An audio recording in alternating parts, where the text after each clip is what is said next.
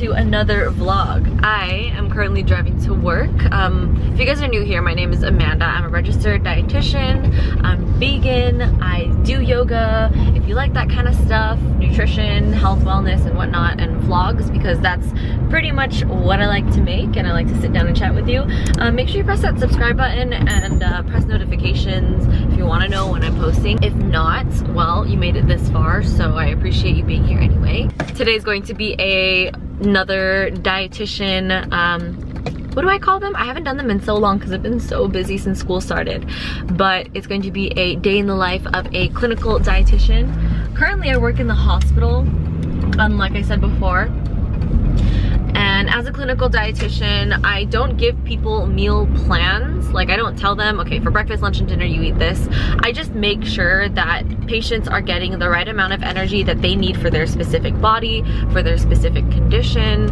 I help and make sure that they're getting the right tube feeding, educate patients on diet, and I talked about this before, but yes, I do talk about plant-based diets, but it's not something that I push on them. I just offer it to them as an idea to look up and think about, but at the time, it's not really appropriate to be like, hey, you should go vegan. So I just tell them about like eating more plant-based meals, and honestly, all the dietitians in the office are in this common consensus that eating more plant-based meals is generally better for your health. So I don't think that there's a problem with that. I'll see you guys over in the office, and make sure you stick around if you want to hear about a little case study. For these dietitian vlogs, I normally like to share a case study where I change enough information so you don't know who the patient is, or really like you can't identify them at all, but I like to share little situations and how I as a dietitian can intervene and help that situation.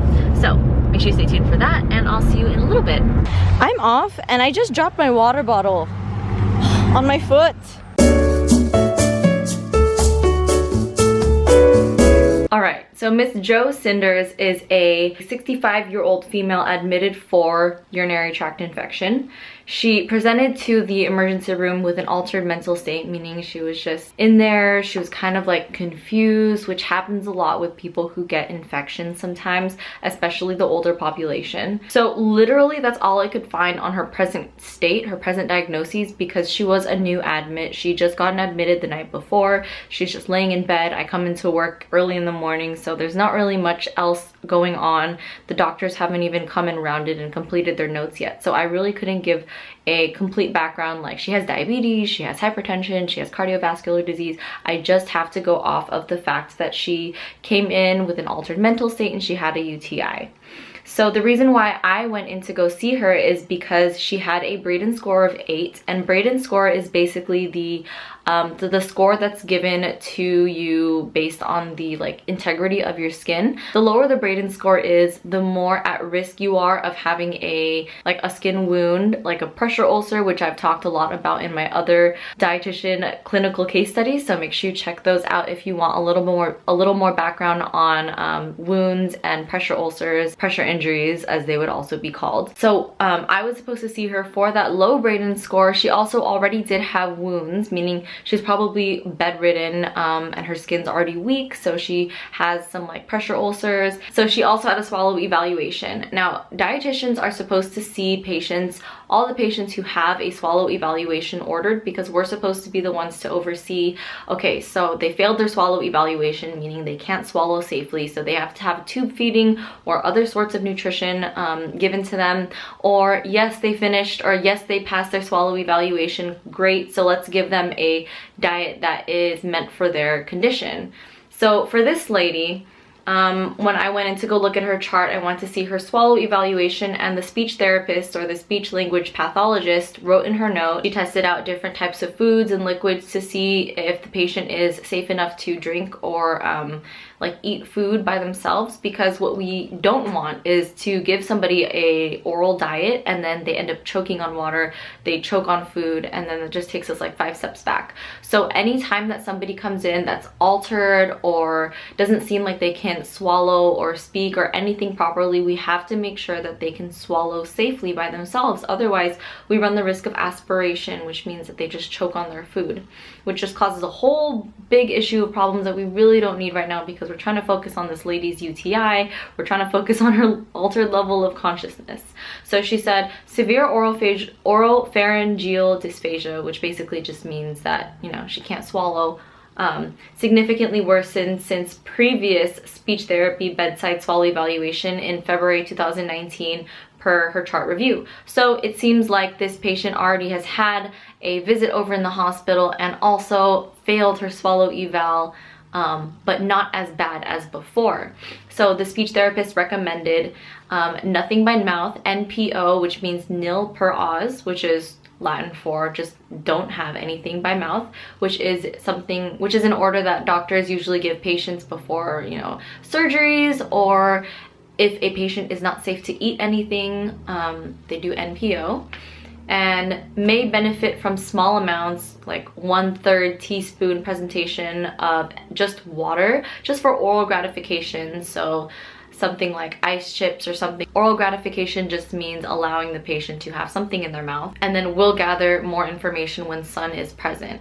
So this patient's son is the power of attorney, meaning the son has the power to, you know, say, I want tube feeding, I don't want tube feeding, I want my mom to, you know, go through with the whole intubation thing, or I want her to just go home with hospice, which is basically just going home, having caretakers go to the house and making sure that the patient's comfortable and whatnot. So when I went to go visit, I saw that the patient wasn't even responsive. And this happens a lot with the patients that I see who have swallow evaluations and fail, is that they're not responsive. They're already intubated, meaning they have a tube in them already, but this patient has not had any tubes in because they still had to discuss with the son the results of the swallow evaluation, which literally just happened. So the son hasn't had a chance to come by, talk to the doctor or the nurse about it yet. So when I went in there, patient wasn't able to respond to anything I was saying, really was just staring up in the ceiling. We really don't know what has happened yet because no tests have been run or the results haven't been interpreted yet. Usually we have like a CT scan, brain scan, MRI to see, was there a cerebrovascular accident, also known as a stroke, which means that the patient's brain has been impaired. We really don't know what has happened. So I kind of have to make a diagnosis from here and figure out, okay, how are we going to get this patient to eat anything? So when I went in there, obviously patient wasn't responding. I talked to the nurse. So I wrote, per RN, 2 days prior to the admit, the patient has had difficulty swallowing and drinking liquid and was on a soft diet. So patient was eating just fine earlier with the son, but then got admitted and wasn't able to swallow or respond or really eat anything safely. There was a sitter at the bedside. Sitter is somebody who just watches the patient, make sure that the patient doesn't like hurt themselves or choke or anything. So the sitter was also there when I was visiting. She said that the son was coming today, and the nurse notified the son about the failed swallow evaluation. So we're gonna figure out if this patient's gonna get tube feeding or not. In my opinion, the best bet would be tube feeding for now, because if the patient's swallow function does come back, at least the patient has had some nutrition in that time and isn't like super cachectic, or their muscle hasn't been wasted. They've been able to get some nutrition. In these cases, there's usually not just one problem, right? So the next problem is that it seems like the patient has lost a lot of weight. She was super like hollowed out in her temples when I did a nutrition focused physical exam, which is basically dietitian comes in, touches the temples, touches forehead, touches cheeks, touches clavicles and shoulders, looks at the arm to see like, is there any muscle? Does it look like there's fat wasted on there? We touch their, lightly touch their legs to see, you know, is there bone? Because that can indicate fat and muscle loss over a long period of time. And this patient was very, very wasted. She didn't look like she was eating very much at all, even though she was on a soft diet. And I look in her chart and it showed that she actually lost 7% of her weight in 5 months and actually 16% of her weight loss in 1 year, which qualifies for malnutrition. So I just put physiological causes, and as evidenced by muscle mass and fat loss, weight loss, She's also had impaired nutrition intake for 5 days, supposedly, but I've been unable to confirm that since she has been nonverbal. There's not really that much history left on the chart for me to look at. And my intervention is I gave a tube feeding recommendation. This many calories, protein, whatever for her estimated needs. Another thing is to consider the addition of vitamin C to encourage wound healing, because vitamin C, zinc, and multivitamin are the 3 things that I try to recommend to have for patients who do have wounds, because it helps with skin integrity and skin strength. That's why you'll always see like YouTubers be like, oh, I start my morning with like lemon water because the vitamin C helps strengthen skin. And it's not BS, guys. Like, for real, that's what we even recommend in the hospital too. So I submitted a recommendation. I submitted a malnutrition form, because when we do that, then the doctors and the insurance and people are able to cover that more, and they're able to see like this is a patient that really needs feeding. For the follow-up date, I put 2 days because I wanted to make sure that this patient is getting some kind of nutrition. Now, I said if swallow function returns, recommend returning to soft diets, caution or aspiration caution, as well as making sure that there is a feeder there to feed her food if she can eat. That is my pretty sad case study, and that's an example of the type of conditions and cases that I run into the hospital. So it's not just people who are able to talk, who I talk about diet all the time. Being a dietitian doesn't just mean sitting down and writing a diet plan. It also means making sure that all patients are getting the type of diet that they need. All patients are getting nutrition that is appropriate for their body in that acute state at that moment. I hope that was interesting for you guys, and now we're going to move on to the next segment of this, and it's basically a chit chat update of my life.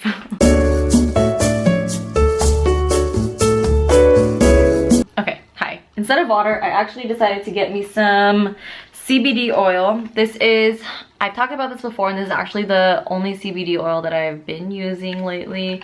I did use a different brand before, but that was like full spectrum CBD oil, but this is my jam. So this is a pharmacist formula CBD from Green Roads, which again, I have talked about before, so make sure you check out the link in the description below for that first video. So this past week has pretty much been a hellhole for me, because I was working as well as taking 2 really hard classes. And in the beginning of this whole semester, let's backtrack a little bit more. I'm taking I registered for organic chemistry and physics because I have 2 more classes, potentially 3 more classes that I need to take a full year sequence of in order to apply for medical school, which is the ultimate goal. Like, yes, right now I'm a dietitian, but I do plan on going to med school in the future. It's going to be a long, winding road, but that's my ultimate dream. It's my goal right now. So I took a year off after I had graduated. I took my RD exam. I got a job as a dietitian, and now I'm here. I started school in the beginning of the month, actually the end of what month? The freak month is it? I started at the end of August. I registered for both organic chemistry and physics. So along with just moving and just taking those classes, I was averaging maybe 3 to 4 hours this past week of sleep, because I just was struggling to get everything done. I've made sure that there are some things I needed to do to manage my stress, and I think now is the perfect time to talk about the things that I've been doing to manage my stress in these times. The first thing is I decided to reach out to people because I felt like I was alone. I was like, man, I'm such a failure. I'm alone in this struggle, blah, blah, blah. And I'm like, you know what? No, I have family and I have friends who care about me. I need to reach out and prove to myself that I am not alone. That way those little demons that used to bother me, that used to get me, that used to pull me into these really bad mental health traps, don't pull me back again. So I told them, look, I'm not really looking for any solutions. I just wanted to talk about it and let it out in the universe that I'm not alone in this struggle.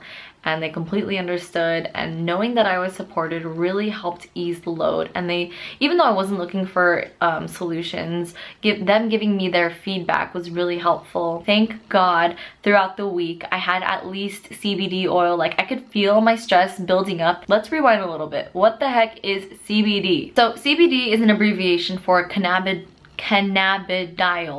which is the non-psychoactive component of the marijuana plant. So it's the part of it that's not THC, that doesn't get you high. And Green Road's CBD extract is actually very, very low in THC, so low that it's not going to show up on drug tests. I get a lot of questions about, okay, is this going to show up on drug tests because I don't want to take it? And is it going to get me high? First of all, no, it's not going to get you high. And second of all, it's not going to show up on drug tests. Trust me, I use CBD through my drug screening process and I got hired. So CBD has been used for a lot of not only physical but also mental aspects. Physical as in physical pain, soreness, joints, muscle fatigue, as well as mental aspects in terms of overall stress. CBD has also been shown to help some people with their sleep as well. Personally, it has helped me with feeling more calm and relaxed at night. And you could get 8 hours of sleep, but if your 8 hours of sleep is under a stressful situation and your body and your mind are not in cue, then your 8 hours of sleep is not going to be as restful as a 6 hours sleep that's completely rested and not stressful. Do you get what I mean? Do you get where I'm coming from? So, our body actually has this thing called an endocannabinoid system, which is super cool. It's a group of receptors that's present not only in animals, but also humans, and it helps to keep the body in balance. You'll find a lot of endocannabinoid receptors in your brain, as well as your digestive system, as well as your, I was gonna say gut, but that's the same thing, as well as your muscles. It impacts a wide range of health and disease-related conditions, so it's important to keep that in track or in check. So the way CBD works is that it attaches to the receptors in our endocannabinoid system and keeps our body balanced and healthy. So this week in particular, I've been doing a lot of CBD stuff just so I can like